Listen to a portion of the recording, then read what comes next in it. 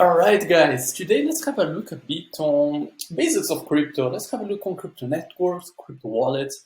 As I'm always presenting applications around that, let's go take a few steps back and have a look on what this means. So I'll go very simple here to make it the easiest to understand. Like, what is a blockchain? So a blockchain, it's a ledger, or like a blockchain, it's imagine a transactions book. It's just it's a digital place that you can record transactions. So you can write it, oh, I'm moving this thing, this specific thing here to another point, or I'm making this transaction, I'm moving that amount of money to that account. So at the basis, blockchain, it's super simple, you know. It's simply a place that you can write transactions. Public ledger, in other words, it means that everyone can access, and that's where it goes on the transparency, or why people like blockchain that much, because that's a way that you can make records and everyone can check, and that's transparent, that's clear, that's fast. And it doesn't depends on anyone else to be there, let's say, writing the transactions. It all happens automatically in the chain. And to make sure that there's no fraud happening, there's the validators or the miners that they're ensuring that everything that's going to the blockchain, it's accurate and that it makes sense. Okay. The blockchain is the technology. It's where everything around Web3 is constructed. And then another topic that we hear a lot, it's smart contracts. Like, what are smart contracts? So smart contracts, they're used to originate transactions, are going to be transmitted and recorded on the blockchain. So basically, smart contracts, they are a way to create automated transactions that you don't need two parties or someone else to be validating. So if you want to make a simple example is a swap on a decentralized application. So let's say you want to buy some Bitcoin, you want to exchange your Ethereum for some Bitcoin. You just go on the application, you're going to put there, I'm going to exchange my 5 Ethereums for whatever amount of Bitcoin. You click swap, and there's a smart contract over there that's going to look, okay, do you have enough amount of Ethereum Bitcoin on the transaction pool? Like, is the amount correct? And the smart contract, that's just basically a logic, it's a function that's going to double check all the information and is going to make it happen. You set all the parameters, and this smart contract itself is just going to run if everything on the parameters are true. This leads to 5 interesting points of blockchains and smart contracts as well. Like that they're fast because the transactions are delivered straight from the sender to the receiving. So like there's no intermediaries around it. The function is going to run a transaction, so it's fast. It's consistent because the blockchain networks, they operate worldwide 24 hours a day and 7 days a week, unless there's congestion time or some issue with a specific chain that we already saw in the past in some chains. Broadly speaking, blockchains, they are consistent. So like they're there 24/7. There isn't like opening time, closing time. No, like everything's happening. Like if you are a trader, you can trade at any time. There's no downtimes. You can always use it, can always access it, you can always double check what's happening. They are inexpensive and secure, and at the same time, the more a blockchain is decentralized, more secure it gets, because most of the hacks that we saw on the news and everything, it's hacks through either centralized exchange or hack on a bridge, but not in the blockchain itself, because as the blockchain is there, it's open, it's transparent.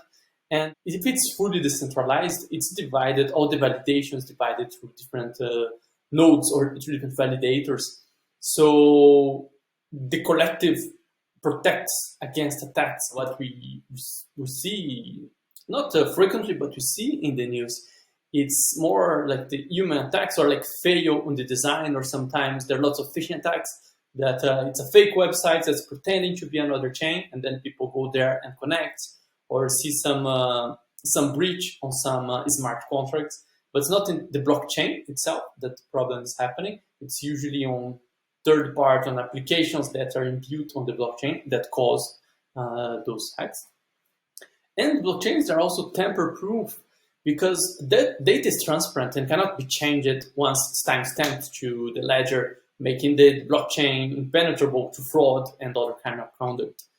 As everyone can see what's in the blockchain, as they're public, it's super easy to investigate, to see what's happening. And that's also, if you jump to Twitter, you can see there are lots of Twitter investigators that when there's some scams, there's some frauds, there's some stuff, you can just go there, you can track all the transactions. It's not an easy task because you gotta go through the blockchain explorer and go analyzing all the transactions. And then it goes to, for example, the case of DAOs that they run on a blockchain and they have the treasury open. So what it makes, let's say, DAOs to be an interesting way to be transparent, because everyone can go there and see it. And here is an example. Every blockchain, they have their own scan. So like here, the Etherscan. If you want the Binance, you have the BSC scan. If you want the Arbitrum, you have the Arbiscan. So the Kronos scan. So every single chain, they have their scan. And here it may look a bit complicated beginning, but once you get the hang of it, it's super simple to understand it. So the network is called a blockchain. So why it's called a blockchain? Because blocks are being created or mined and added to the chain. And inside each block, there's a bunch of transactions. So all the transactions that are happening on the chain, then there's a miner or validator that's going to validate all those chains. They're going to add it to a block, and then they're going to add it to the blockchain. And once it's the blockchain, it's there, it's validated, it's transparent, let's say. And you can see here, once you open and scan, you can see the latest blocks and also the latest transactions. So if you see here, I want to check this last block here, you can open the block.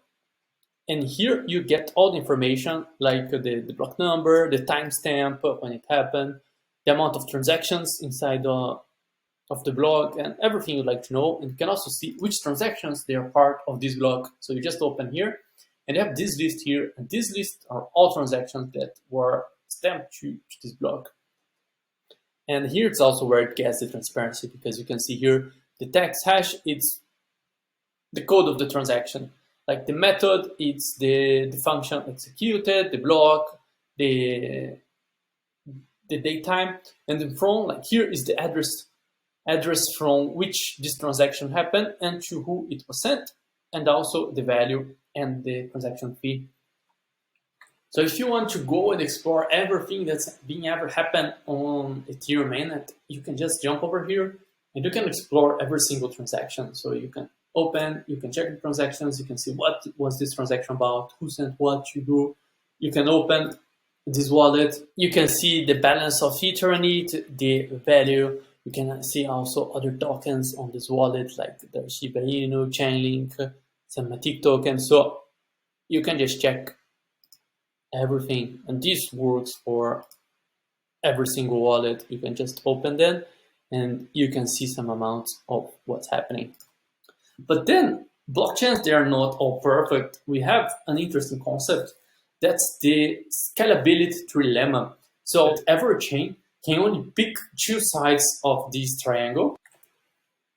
So for example, if your chain is going to be secure and decentralized, it won't be easy to scale. Or if it's to scale and secure, it's not going to be decentralized and on. And of course, there are lots of chains out there that they're proposing that they're solving this scalability dilemma, that they are easily scalable, they're secure, they're centralized. But so far, none of them have actually made it proof. Every time developers, they're trying to build blockchains or trying to figure out solutions, at some point they have to sacrifice one aspect in order to push the two others as a trade-off to make everything happen. And at the same time, this is not a problem without solution. For example, in Ethereum, they have layer one, let's say Ethereum is a layer one, and then they have the layer two solutions. So for example, if Ethereum is secure and decentralized, but it's hard to scale on it because it can get expensive, layer twos like Arbitrum, Optimism, Polygon, or like all sorts of these chains, they are built on top of Ethereum security, and then they can scale themselves. And many think that this is going to be the future. So rather than being managed by a single entity, different blockchains, they're going to distribute control over the network equally to all participants.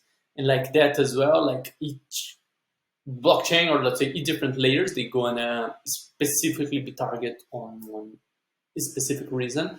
And we're going to be developing different chains on different layers, and each one accomplishing their task.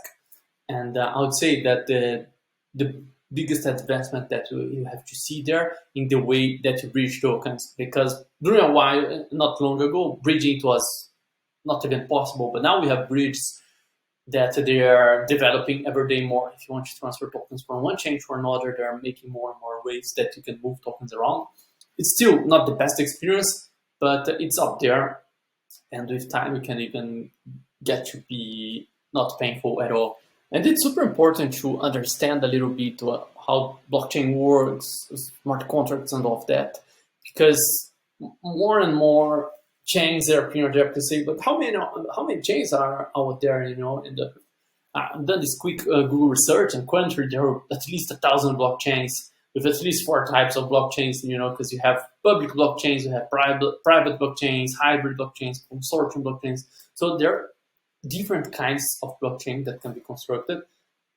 And especially as this technological space that's developing more and more, it's important to grasp and to understand now, let's say, at the beginning, because the more it evolves, the harder it will be to follow up on everything. So the more we understand it now, we see how it's evolving, like the best it's going to be. And especially, you know, there's over 1,000 blockchains. Picture how many applications are out there. There are so many projects out there.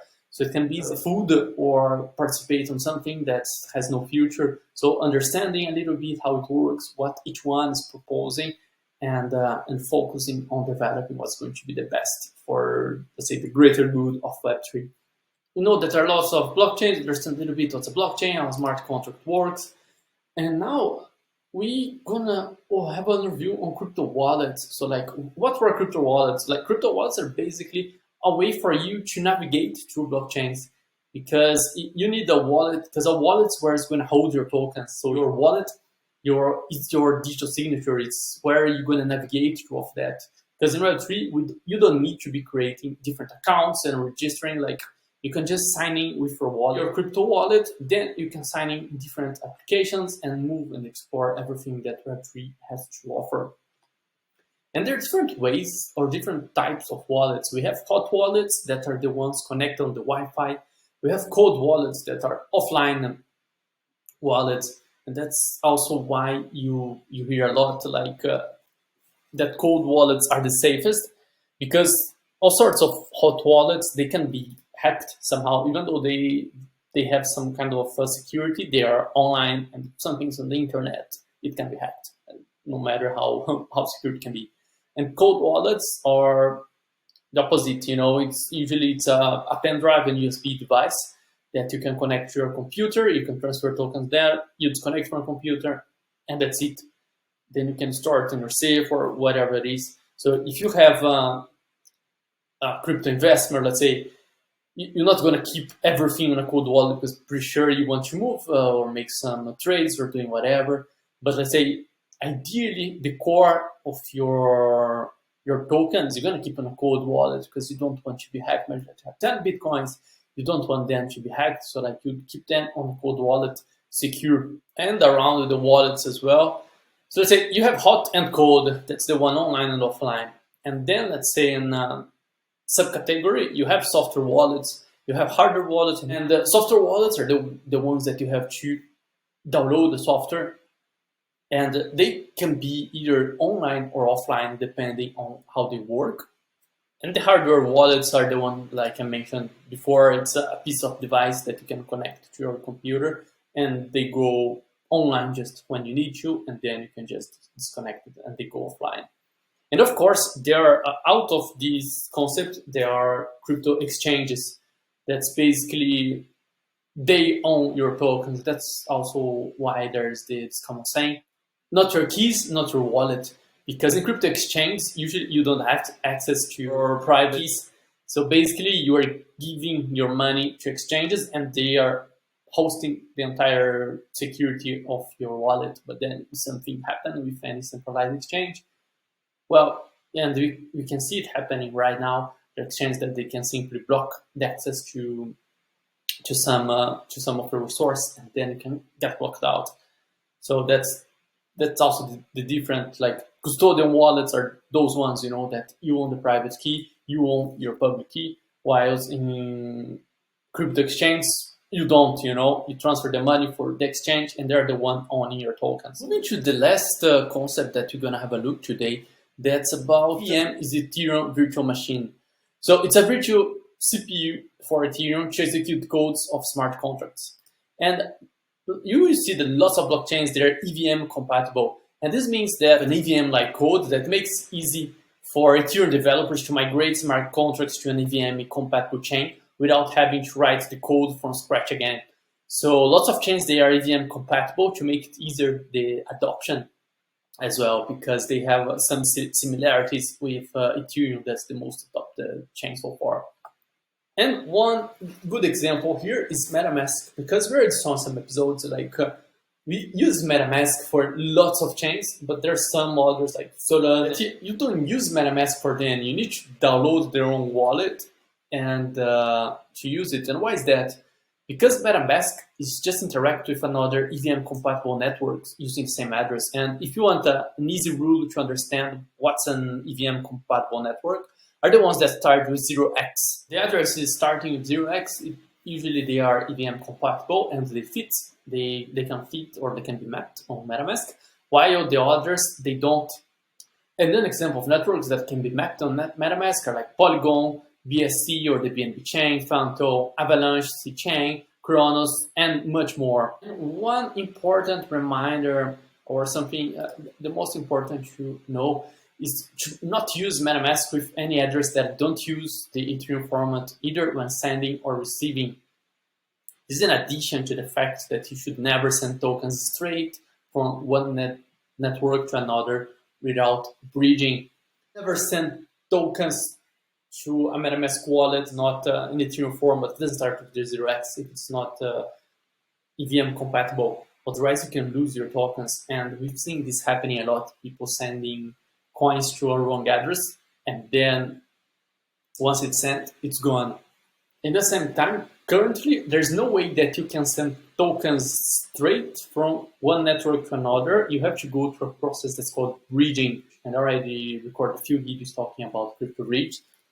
So be aware of that, never to send tokens from one chain to another without using a bridge, and to not use MetaMask unless it's in Ethereum format. Otherwise, you can lose some tokens there, and it's super sad when you're super excited trying to move some tokens around and then they can get lost. Now I'm going to show you two interesting tools to understand better how chain works and also how to find MetaMask compatible chains to help you during your crypto journey. So one amazing tool here is DeFi Llama. So basically how it works, just go DeFiLlama.com, and it's an analytics application. So you just open here, you have an overview of everything that's on DeFi. But to my point here, it's the chains. The chain tabs here, you can have a look on the dominance of chains, and because if you open here, there's the total value left on all chains, and you can see that Ethereum, it's 64% of all DeFi capital, and you can see all the ones around. And when you open here, you have the top 10 based on total value locked. You have here Ethereum and all of that. And even but which one are EVM compatible, which is not? And if you use these filters here, you can like click no EVM chains. You can see all of those here. And it also means if you want to trade tokens on those chains, you won't be able to use MetaMask. You have to use their own chains because they are non-EVM compatible. And the other way around, EVM chains, there are all the ones that are EVM compatible. And most of the time, you'll be able to plug this network on your MetaMask wallet if you're using MetaMask. And another point to make this experience even easier, we have this list here. It's called chainlist.org, so helping users to connect EVM-powered networks. So to make this experience way easier, you can connect your wallet to Chainlist, and it's going to show you all sorts of chains that they are EVM-powered. And then if you say, I want to add a Polygon to my wallet, or Kronos, or Phantom, Arbitrum, or whatever chain is, they have a huge list, or you can just search here. You can just jump on this website, Then we go to, you select your chain. You can even open details and select from different RPC servers. And just select you want to go for, and you go connect wallet, you approve it, and the specific chain is gonna be connected. Super easy, super nice. So basically those are three super must tools that you gotta understand it, or you gotta have saved on your bookmarks. You know, you need to understand how to read the block explorer. You have to understand the blockchain better. Also understand analytics behind the blockchain, and how to make it easier to add new EVM powered networks to your MetaMask wallet. And thank you for watching this video, guys, and see you next time. See you next time.